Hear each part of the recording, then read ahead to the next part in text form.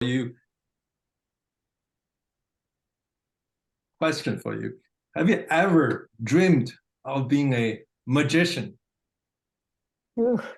Making cars disappear in the thin air. The rabbit out of a hat. Pretty cool, right? Well, how about the magic of transforming Toastmaster clubs from small beginnings to thriving powerhouses? Our club coaches are real magicians. Welcome, everyone, to this District 101 Club Coaching Panel Discussion. I'm your host, Wang.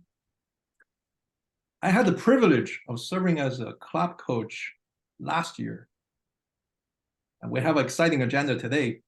After my introduction, we're going to dive into the world of club coaching to learn about what makes club coaches successful and how and why you should be a club coach.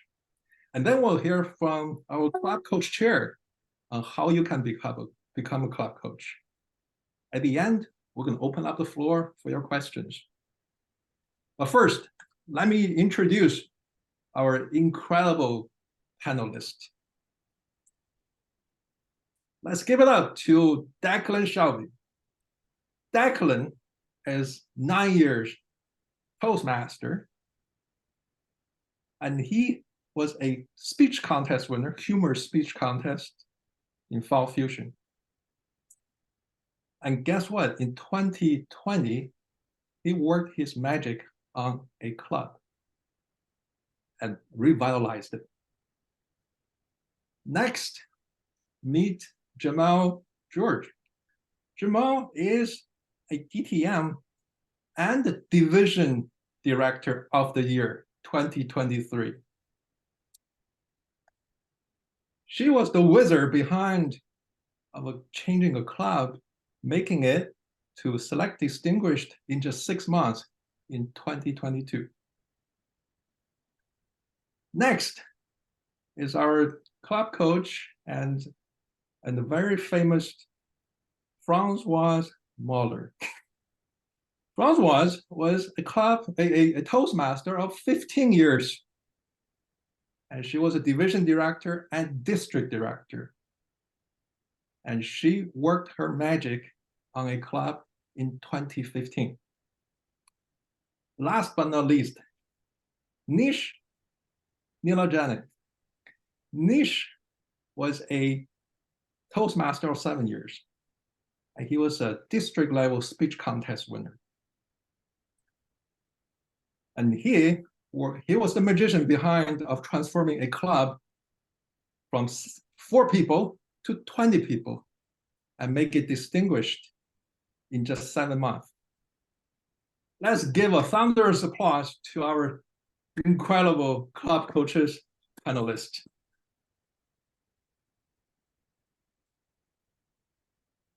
As I mentioned earlier, club coaching has the same wow factor as magic. But it is no illusion. From remarkable membership growth to distinguished club status. I want to start this question to all our panelists. What's your secret sauce? How did you make it happen? How about we start with Declan? Well, Sean, if you want the secret sauce, one single thing, I'm sorry, I'm going to disappoint you. It's like many other things in life, it's a number of things. But for me, what was important and what worked was 2 things around membership. One is acquiring members and how you do that. And secondly, retaining them. Because sometimes we think about just acquiring members, but the reality is there is 40% attrition nominally every year in Toastmasters, and part of your role as a coach is to retain members as well as, of course, acquire members. And that captures that membership growth thing, and we can talk about that in more detail. But in terms of retention, you have to make the experience of Toastmasters, in my opinion, meaningful. And for me, that was focusing on 3 things, focusing on pathways, helping people understand that Pathways helps them improve their speaking and leadership ability. So focus on Pathways. Do not, one of my things was don't ever make a speech and not record it on Pathways, please. The second thing was expanding the educational content through workshops, Sean, bringing special content that might be of interest to Toastmasters, not just new members, but perhaps experienced members. And then lastly, giving people in struggling clubs some vision about how they can become the leaders, develop the leadership skills and lead their clubs, continue to lead their clubs, let's say after the coaching period. That's just a very high-level summary of my thoughts on this question. Excellent. Get members and keep them focused on Pathways, make sure they clock in, clock out, and get the educational credit. And also, yeah, and you're the man of all workshops, and everybody would love to have your workshops at their clubs, and also definitely develop leaders so they can continue on after you leave. How about Francoise? What do you think? Everything that Declan said. Thank you. No, I'm just kidding. For me, of course, these are essential elements you want to keep in mind also.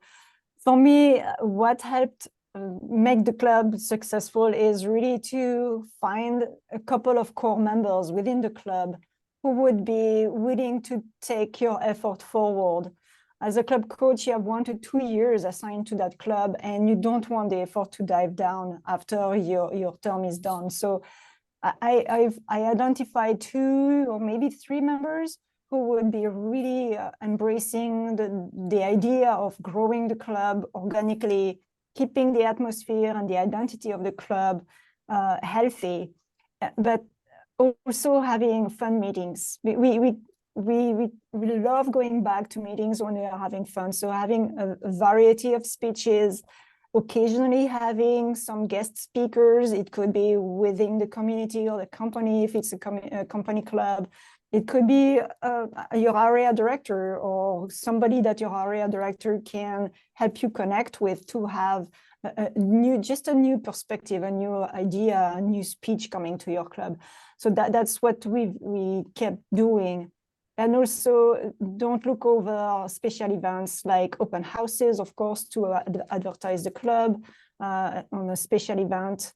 That's also a skill that it brings out your leadership abilities out front, whether you are able to plan a special event, advertise your club differently, just do a little bit of changes within your agenda so you allow time for question and answer, Q&A, and have the contests. It's important to have those special events a couple of times a year, just to have, again, a variety of meeting types and keep members engaged in general.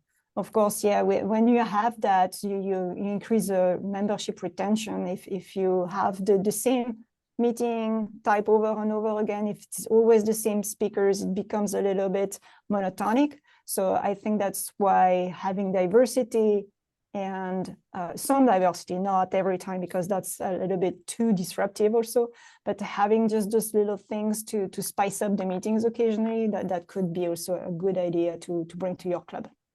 Thank you, Sean. Yeah, good point. Good point. Just like what Declan said, have some champions in the club who can carry on the torch.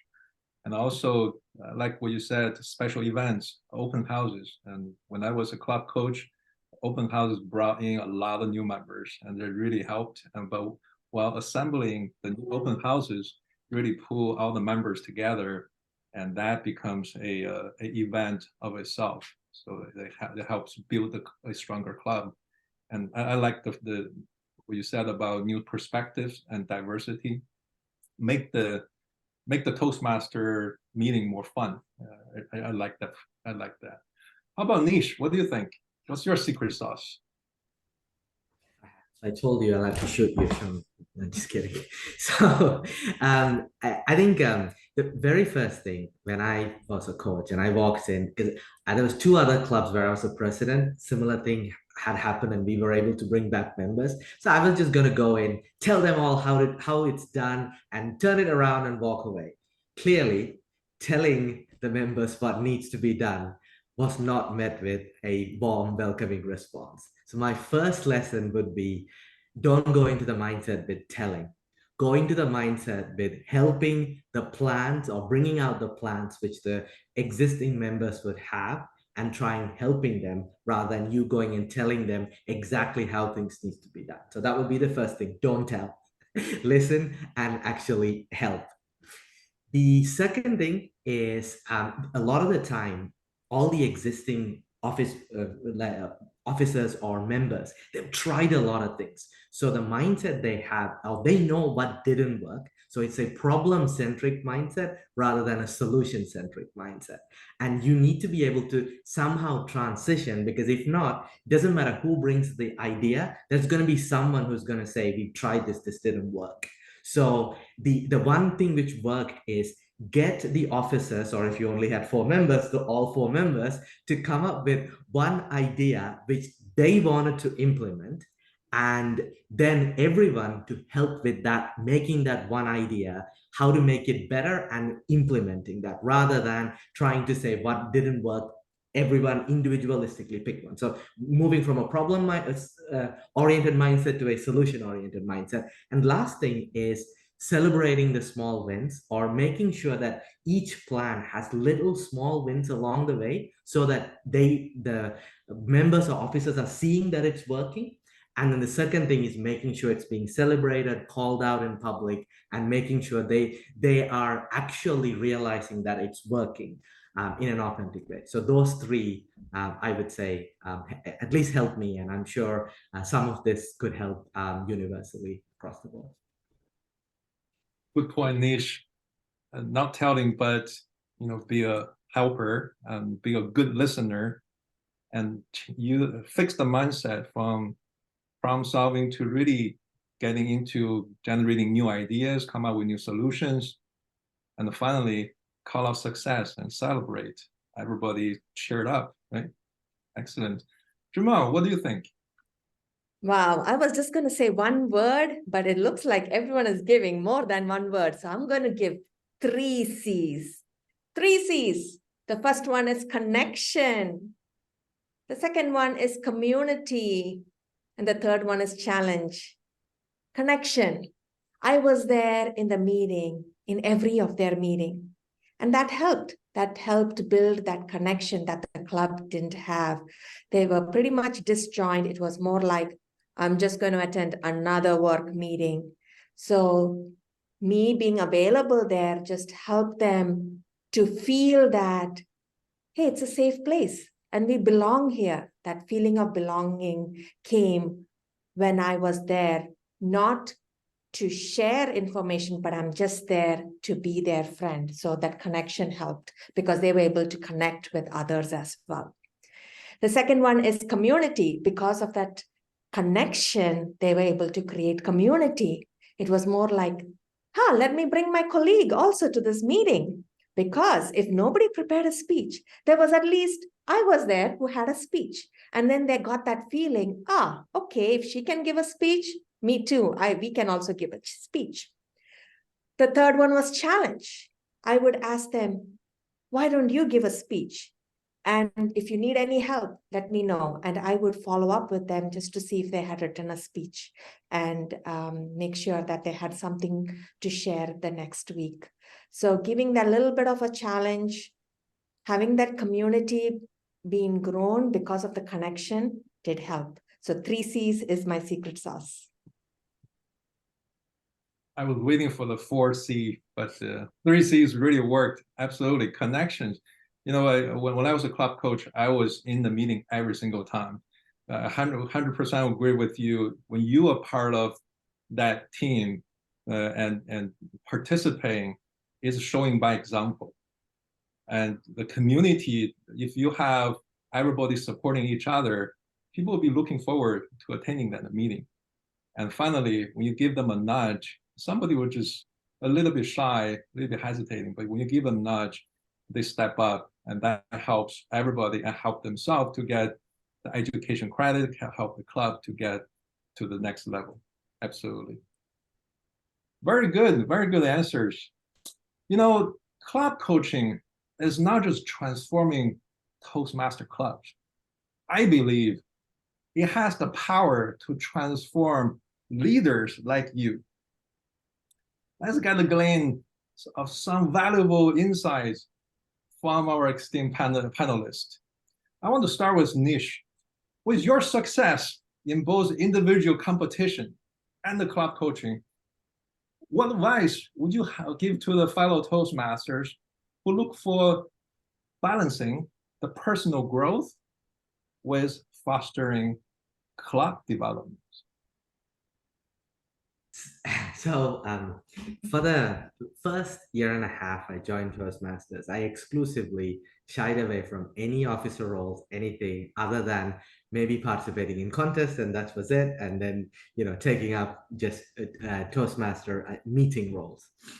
After that, the next year, I actually had a New Year resolution where I wanted to say yes to all the opportunities which came my way. And at that time, the club president had asked me to become the club president for the next time because that club membership was dwindling. First, I said no, of course. Then I realized, I have to say yes. So I said yes. And that actually gave me, let's say, how to deal with some different challenges than what I've dealt with. Because a lot of the time at work, even though I'm in a lot of leadership roles, people are paid to listen to you, whereas in Toastmasters, the volunteer organization where people are not paid to listen to you. So it actually helped develop a new set of leadership skills. And since then, I've been saying yes to multiple things to try out different aspects of Toastmasters. So that would be one advice, to try different things, because you will not know what you're missing or what you can learn until you've tried it. And Toastmasters is a very good place. A lot of those, what I've learned, I have taken back into work. And also now I help a lot of folks coaching during contests or mentoring during contests. A lot of these coaching skills translated to that. That's what I enjoy. So I continue to do that. And that's how I balance both of it. But at the same time, I wouldn't have known what I'm missing if I had not tried it. So try everything because it's free. Well, you're the district speech contest winner. Of course, you try a lot of things. Of course, you're curious about taking yourself out of the comfort zone and taking that president role plus club coach role really give you extra challenge and give you an extra opportunity to develop your leadership skills. And it's so impressive that you're able to grow yourself even further and bring that back to your personal life, bring back to your work, and help the people around you to grow. That's a wonderful, wonderful story. Thank you, Nish. I want to ask Francois, as an accomplished district leader, can you share a valuable lesson that you learned during your time as a club coach and how that influenced your leadership within the Toastmaster community? Thank you, Sean. Wow, that's a filler word here.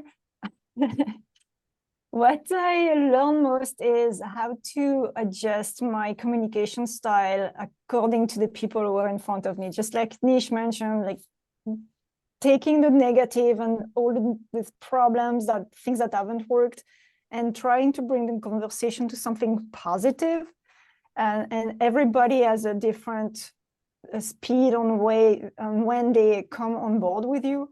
So I've learned how to adjust my communication style to get to that point a little bit faster with the different people.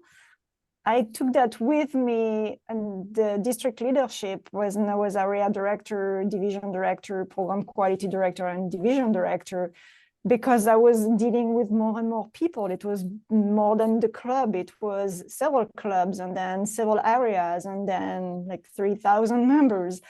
So that really helped me with that types of leadership. And of course, I apply that at work also. And I a little bit less afraid to talk to upper management when they come to approach me, and like if I am in a bad day, things are not working well at work in the lab, for example, I quickly go past the negative and find a positive spin. So that's something that I really value, having learned at Toastmasters, especially as a club coach, and going past all the negative. And I've also learned how to, when I was advertising the club for open houses and how to really promote the club, etc. I think I applied that also for me when I do networking, as like, how do I promote myself a little bit differently and go to the point and really find what's in it, what's best to from the other person's perspective, because you don't interact with people from different backgrounds the same way. I'm not introducing myself the same way with to different people. So that's also another thing that I've learned, and I still polish that aspect of my life, but it definitely helped me being a club coach, adjusting my communication style and presentation style and advertising style for others. So I encourage everyone to think about coaching. It's only positive results. Yeah. Yeah, great answer, Francois. I heard a while back that the CEO is actually a salesperson. You are the district director. Of course, you're the best salesperson in the whole district, right? So happy that the club coaching actually help you to fine-tune your communication styles and be able to make it more impactful, more more impactful, more dynamic, and able to make more influences. And also, able to, use that to use your what you learned from as a club coach, how to promote clubs, and that's a marketing sales skill, and that helped you in being a district director and make a scale your impact that way. And it's really impressive. Very good. How about Jamal? I have a question for you. Jamal, you are a distinguished Toastmaster and the division director of the year. How have your skills of leadership as a club coach helped you be such a great leader?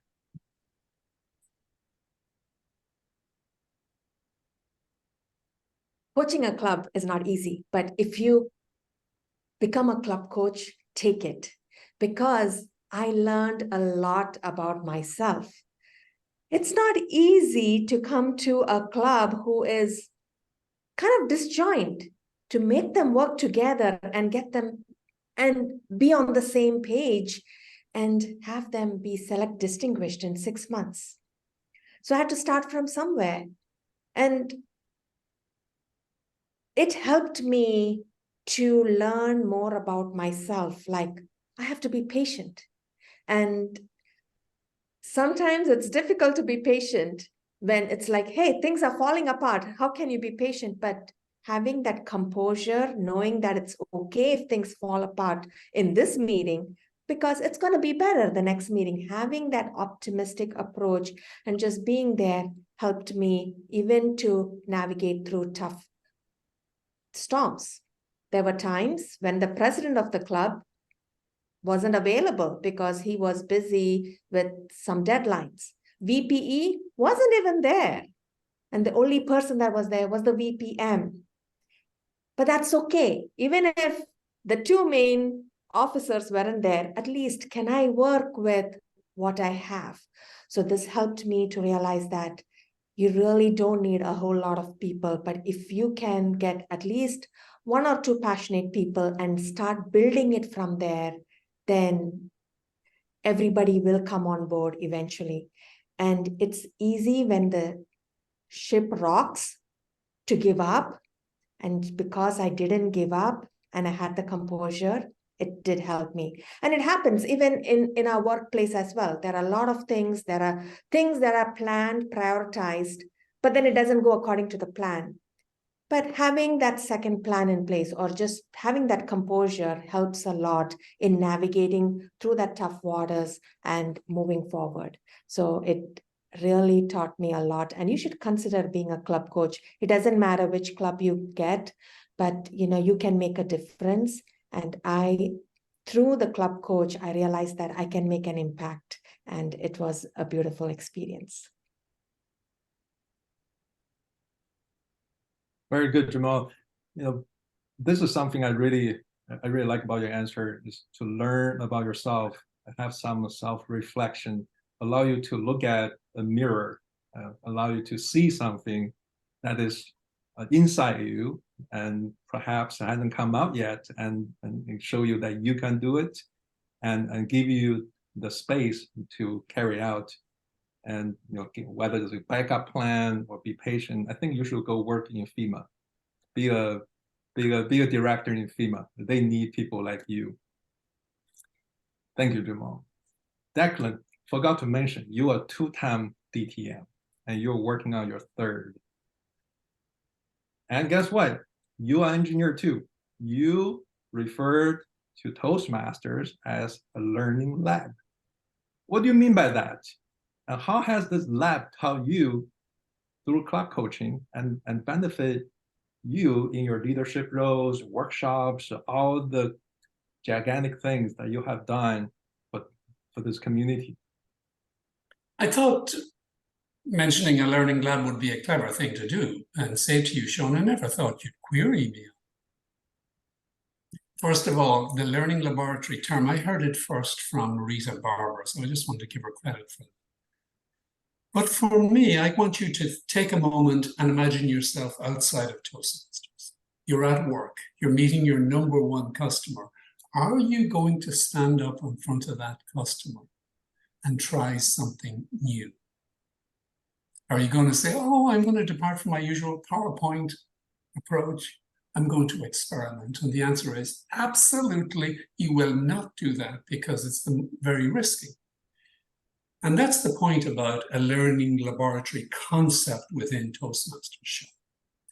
The idea is that you want to try something new. And let's take that PowerPoint example. You want to experiment with a different way of delivering a message. Try it out in the very safe environment that is Toastmasters. So I help people realize that within these 4 walls, or the frame of our Zoom links, we're in a safe place where we're trying to learn. We're trying to experiment with something new. We signal it to people. And I always say in the coaching mode, let everybody know this is a risk. You're not comfortable with it. You may not think it'll work, but you want to make it better. And what you find out in that learning laboratory, Sean, is that you're willing then, because it's a safe environment, to step out, do a little bit more than you've done before. You're trying something new because you really do believe and trust that the people in your club are there to help you. So even though your first effort is not going to make it in front of that customer, but when you do that repeatedly and your fellow members give you feedback, helpful feedback, try this didn't quite work for this reason, try this, you find that people can learn so much more quickly. It accelerates the growth if you can create that culture of a safe and learning environment. And it really does translate into the workplace, because you can do the same thing at work in a more limited sense. You can reach out to colleagues. You can say, I'm a team leader here. I'm going to try a different technique. Would you help me make it work? And you build trust, and you put your ego aside, and you're open to feedback, and you can really accelerate your learning as a business leader as well. So learning laboratory is a powerful concept. I love it. Thank you, Declan. Yeah, try something new in a safe environment. Walking into a club that you are going to coach, I'm not sure if that's a safe environment to begin with. But if you have that mentality and you are there to set up the process, set up the environment, make it safe, then more people will come into this lab and the club will flourish. 100% agree with you, Declan. Very good point. Okay, so we asked our panelists what make the club coach successful and why you should be a club coach. Here's what I heard. What make it successful? Open houses, pathway focus, making sure you get your credit, and workshops, introduce more dynamics to your club meetings, and definitely find the champions in that club who can carry on the torch, be a good listener, be a good helper, not to tell, but to help. And also 3 C's. Remember, connection, community, challenge. Why you should be a club coach? You heard from our panelists. You can get more skills. You can get more skills. Isn't that wonderful? What skills can you get? Sales skills. Just one example. Also, self-reflection allow you to look at yourself in a different perspective, allow you opportunity to grow.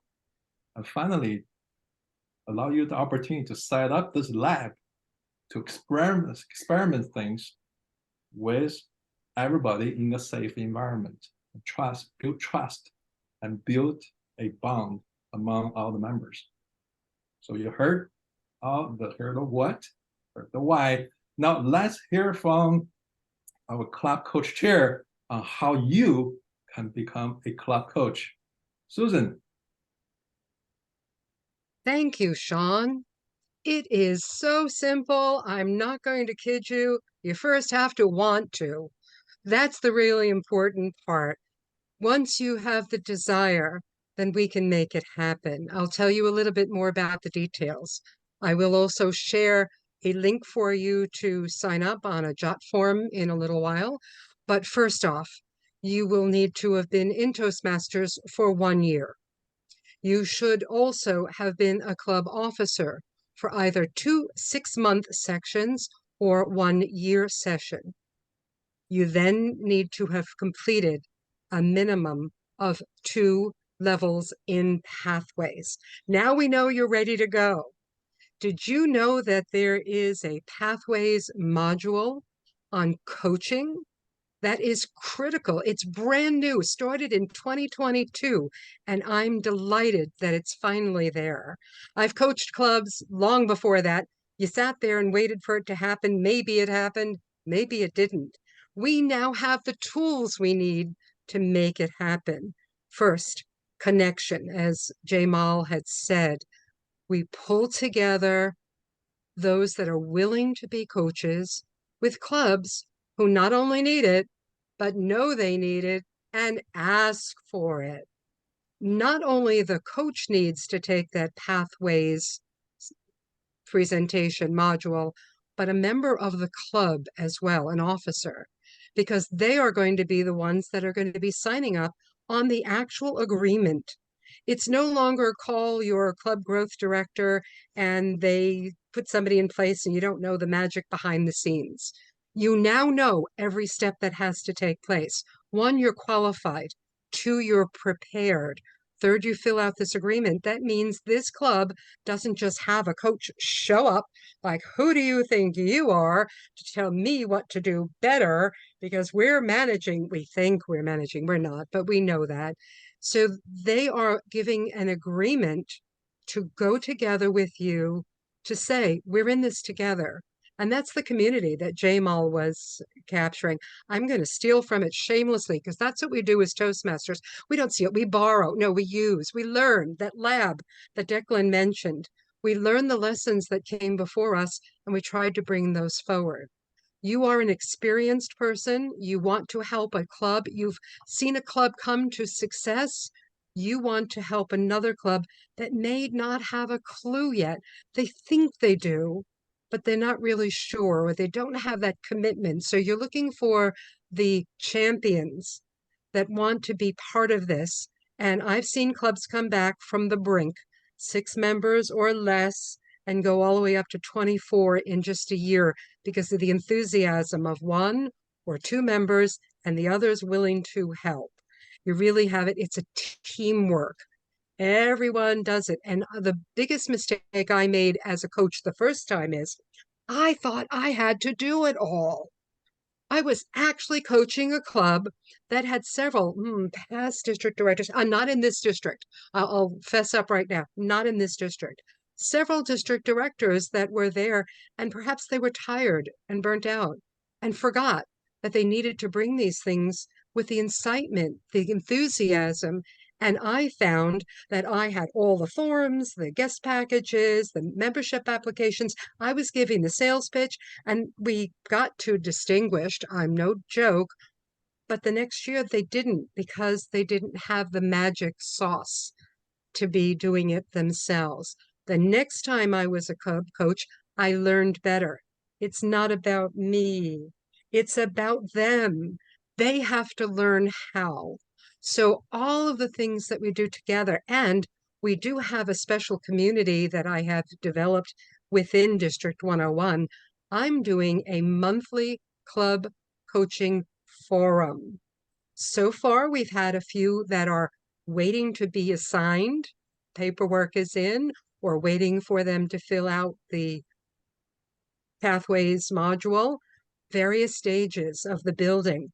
But I'd like to open it up to anybody who desires to be a coach, or anybody who has been a coach that might like to impart their wisdom, as this session has been tonight. It is on the last Monday of every month. It is at 6 p.m. Pacific, and I would be glad to give anybody the information who contacts me with the jot form that we're going to share within the chat in just a few moments. I'd like to ask, somebody already shared it. Thank you, Sean. Sean was critical in doing this to update our website for District 101, yay, in addition to doing this event today. But he's also created the jot form for us.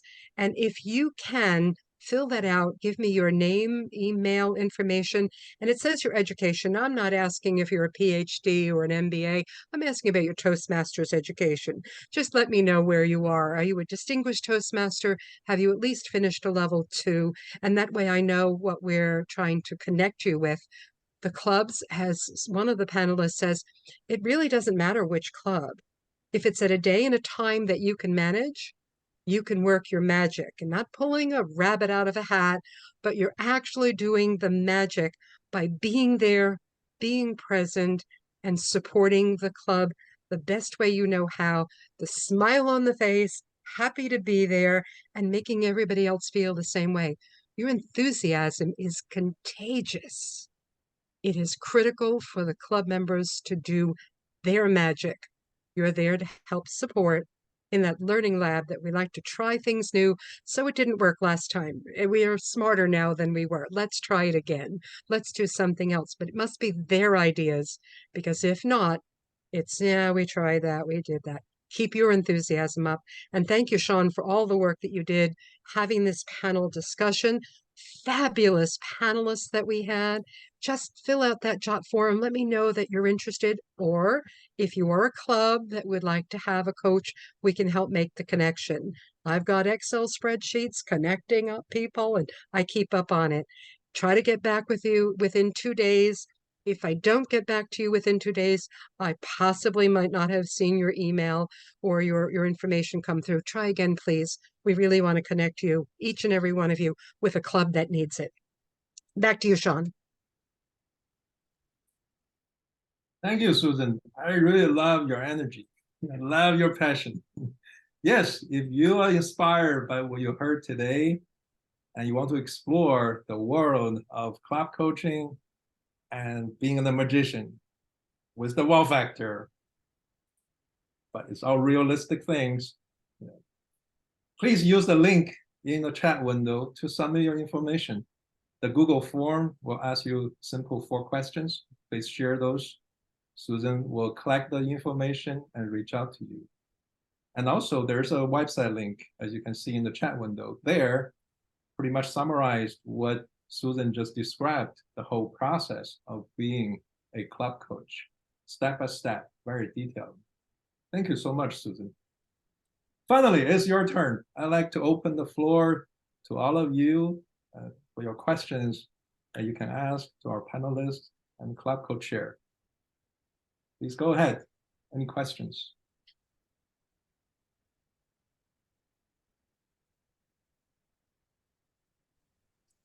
Go ahead, Andrew. You are muted. Yeah, thanks. Thanks a lot, you guys. That was great. I have a question for Suzanne. I should have researched this myself. I think I could have just gone to Toastmasters and looked this up myself. But kind of what is the language of the agreement that both parties agree to? I mean, is it strict? I mean, it kind of sounds a little scary. So what is it like? Thank you. You are signing your name and your signature and attesting to the fact that you agree to enter into this partnership and that you, as a coach or the officer of the club, have completed the Pathways module. Those are the criteria. Nothing else. We don't ask you your blood type or any of the critical things of your past. We're just looking for the basics that we have. I would interview, of course, to find out the basics for the club and the coach, also the club, but we also want to make sure that's done. That goes to the club growth director, who then signs it, sends it to Toastmasters International, because it's official. In past, it was somebody made a phone call or sent an email, and all of a sudden, poof, that happened. They didn't, half the clubs didn't even know they had a club coach assigned, let alone had agreed to it. So at least my observations, not maybe everywhere, but those things, it's not intimidating. It's just to say, I entered into this agreement. I have taken the signature, the course that was there, and we're making this official. You've met the person, you agree, and you move forward. It's not intrusive. Okay, yeah, it sounds like it's just improved communication. Correct. Okay, thank you. You're welcome. Well, I have a question. So since the pandemic, lots of clubs have gone online, and still there are lots of clubs which are still meeting exclusively online. And for this club, for one particular club, I mean, I had been a club coach and I have done several open houses. And I began to wonder the efficiency of the open houses, because however way we tried, I mean, we were not able to attract enough members to the enough guests to the open house. And so does anybody have got any similar experience? I mean, so that's my question. May I address that? Sure. Because I'll give you two sides to it. One is, if you don't tell anybody about it, they're not going to know to come. And I've seen people put a sign up in the library and hope people read it and made no other effort. Social media, friends, family, everybody that you can possibly do. I was just at an open house last week for a club who put it at work in their payroll notifications. Let me tell you, people noticed it. They had 11 guests, 8 members, 11 guests. I know that club did their best to bring people there. I've seen times when the event, the open house, was just another boring meeting. I wouldn't want to join either.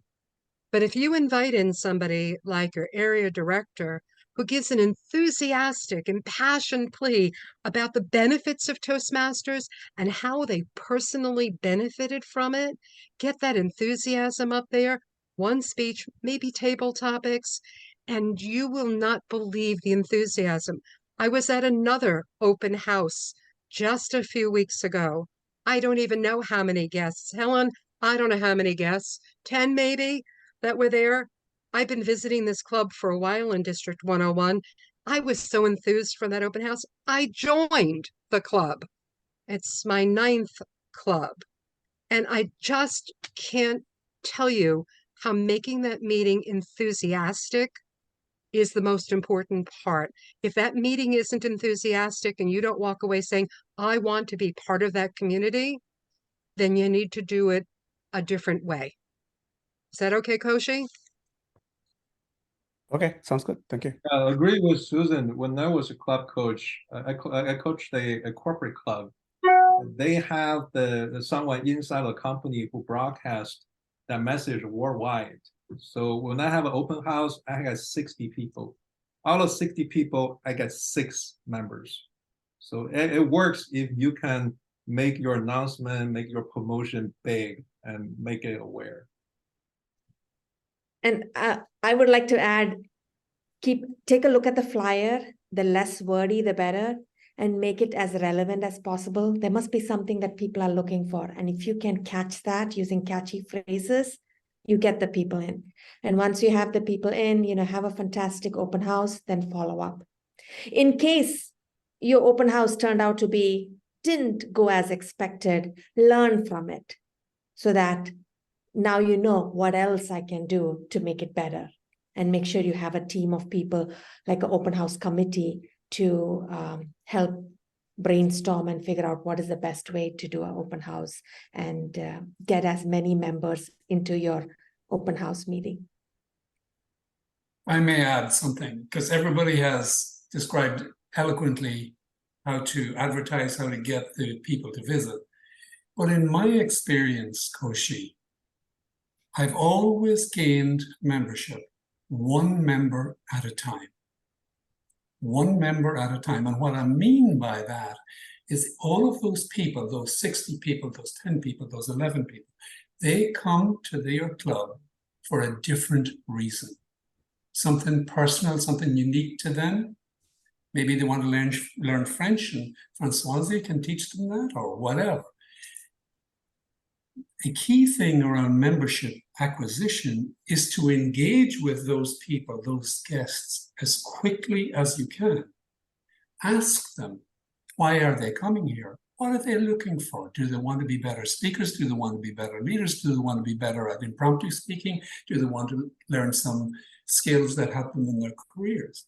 And as quickly as you can, let them know how your club can help them with that. That's a key thing. That's the connection, I think, part of the connection that I see in what Jim always saying. Connect with them by helping them understand how you can help them achieve their objectives. If you do that, you have a higher percentage conversion from guests to members. Another thing, like what Declan said, is about connecting with them. It's about I would say showing the strength of this club. People want to join a group that can help them grow. And when they, for example, if you invite Declan or Nish, right, to your club as a guest speaker, an open house, and when they deliver the winning speech, and people realize this is a top quality club, they'll be eager to join, to start develop themselves, grow themselves. I think if you set a high bar on the quality of the club, people will be more motivated to join and be part of it. Now, I don't want to dominate this, but there is something I do want to add, because open houses are not the only way to recruit, Koshi. People find you just because they're in the mood during the week, or they've been thinking about it for a long time. So when they come, recognize as a club that when guests come to your club and drop in, there's probably two things that I think are critical. They want to see that your meetings are well organized. Of course, an open house will be well organized. Of course, you'll have motivational speakers at those events. But what if they pop in at a regular meeting? You have to make sure that the meetings are well organized, the roles are filled.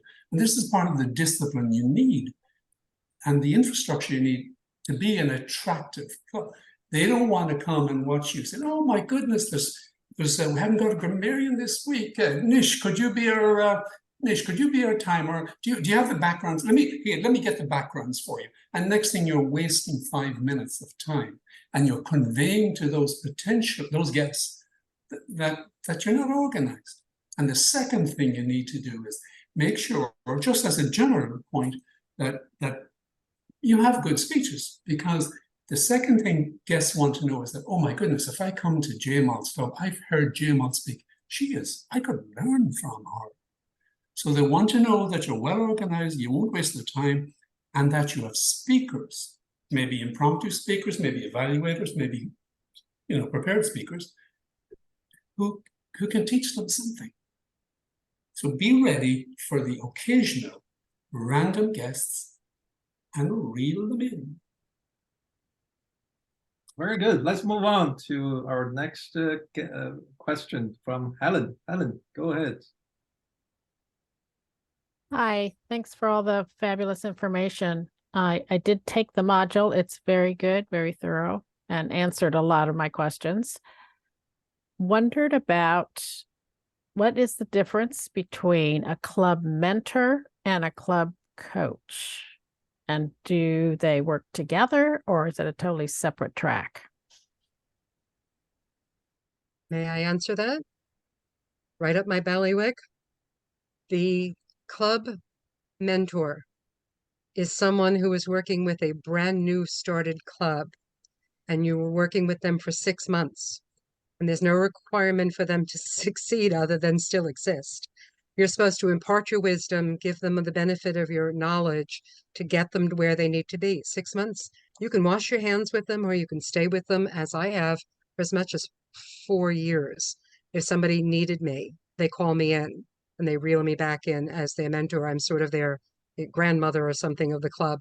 But your job is officially 6 months more if the club needs it, but officially 6 months. With the coaching, it is for clubs that are struggling. They are from 3 to 12 members. And 3 to 12 members, they need to be brought up to a minimum of distinguished. That means a net growth of 3, not counting losses plus making them up, and a net growth of 3. Your minimum service is 6 months. And from there, it could be a year up to 2 years time frame. If you have not succeeded in 2 years, there is an option to renew for another year if you and the club officers would like you to stay on. It rarely happens, but they could be this close to getting it and don't want to let you not get it.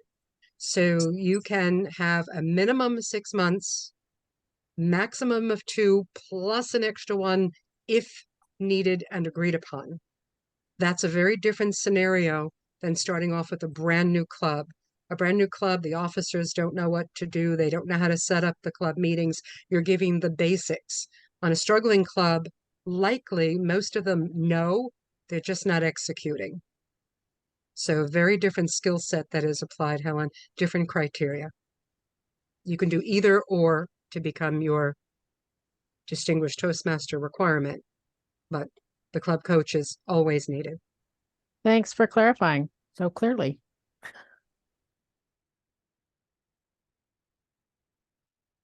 Any more questions? We'll have time for one more question.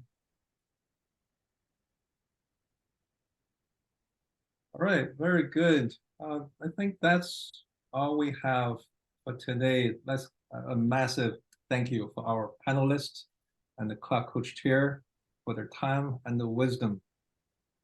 Let's make the magic of club coaching a reality for you.